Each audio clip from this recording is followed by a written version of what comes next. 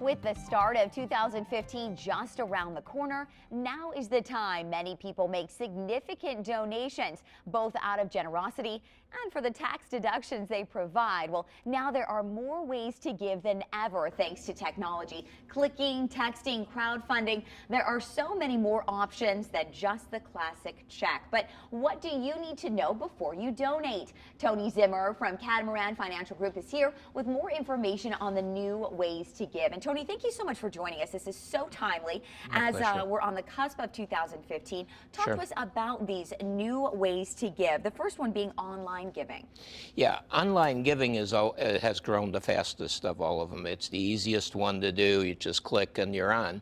However, what you got to do, what we always suggest, is you make sure that not only can you text it or send it by email, you also need to get a physical address. This is a way to prevent the scammers who set up a nice website, collect your money and they disappear. Don't want to necessarily think about it, but the bad guys are out there sometimes, so you got to be very, very cautious of it. And it's an easy way to do it. And to donate is such a great feeling because you're actually paying it forward. So it's a wonderful thing to do. The good thing is, from a tax standpoint, after you make that deduction, just print off the confirmation of the donation you made, hang on to that copy, and at tax time you have that receipt. Very good. Now, mobile donations, another relatively new way to give. Let's talk about that a bit. Yeah, mobile donations are basically probably growing even as fast as the other one because it's so easy to do. But you got to be really careful with that as well. What happens is that usually the donations there are very small, $5, $10 at a time. So we just click the button and say, oh, what the heck. But you got to check that charity out as well. Matter of fact, on our website, Catamaran Financial Group, we have a link that you can check out charities, where that money is going to, and if it's tax deductible, same thing there.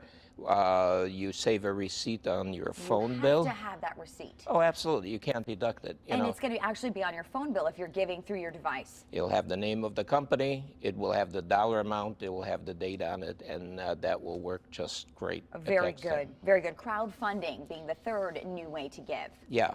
Crowdfunding initially was set up for individuals and small businesses to raise money. Okay. Charities have now found this is a great way to attract people as well. And by doing so, you can make your donation very simply, very easily. What you got to be careful of, though, a lot of the crowdfunding will have charges attached, typically 4 to 8%. Okay. So that means if you're giving $50, 4 to 8%, $4 roughly is not going to go to the charity you want it to go to. Also, you got to make sure that the charity is a non-for-profit, that it's a tax-exempt item. And that's my last question for you today. What are the parameters in terms of giving so that it is tax deductible? Is it nonprofit status? Absolutely. Okay. It has to be nonprofit status. It can also be a profit, but you got to be really careful. I suggest that you talk to your tax advisor before you make that contribution on crowdfunding, just to make sure it gives you the deduction. Otherwise, you don't want that surprise in the future, and you can't deduct it. That's right. Not a pleasant surprise. Mr. Zimmer, thank you so much for joining us this morning. So informative. We appreciate it. Well, you can find all of these tips on our website, WZZM13.com.